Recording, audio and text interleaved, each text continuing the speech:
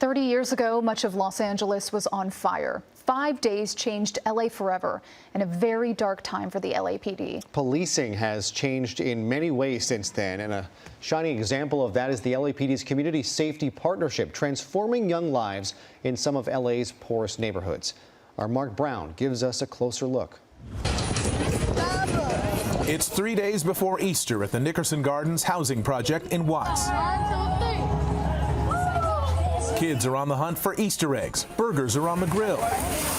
But just hours before the party, gunfire. Nickerson Gardens' second murder of the year. I talked to one of the children this morning, and she said that was his uncle. And then this 8-year-old kid, he went on to tell me a list of several other relatives that he's lost due to homicides. This morning, we was all sleeping, and we just heard like 7 gunshots.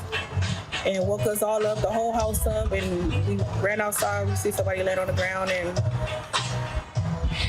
it's just a tough scene to see. Nickerson Gardens is roughly 1 square mile in size. 4,000 people live in 1,062 small apartments.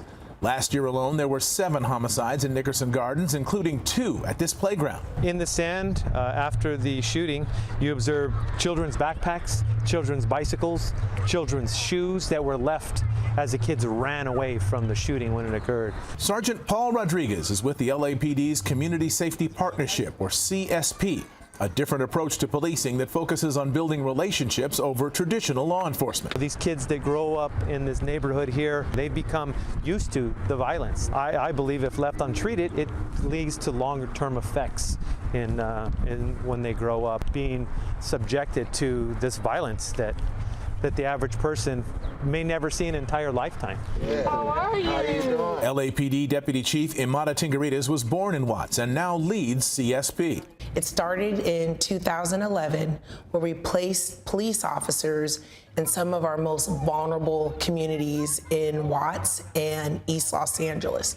And the premise of this policing philosophy was to put dedicated officers in the public housing developments to begin to build trust with the community.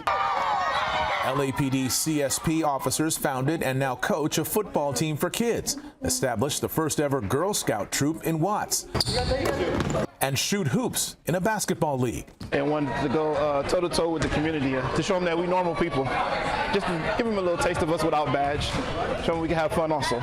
The difference between the regular patrol officers and the CSP officers, it's time and resources. The CSP officers are dedicated for 5 years in the same area. It allows them to build those relationships, to build that trust, to get to know who's in that family, and then coordinate with the existing city resources to have a wraparound, comprehensive approach to healing that family and making our community safe. Jennifer Alvarado grew up at the Imperial Courts housing project in Watts, where danger was part of her everyday life. I've seen a lot of trails of blood in my community and just victims of violence. Literal trails of blood. Yeah. So I was lucky enough to come out of that environment with no ties to the gangs, kept my head low, stayed out of trouble. Jennifer credits her mentors with the LAPD's Community Safety Partnership with pushing her to succeed. She graduated from Boston College last year and is now a graduate student at USC.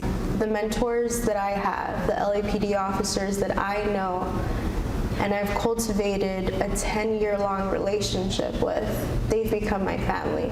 They've become very invested in my future and also uplifting the youth in my community.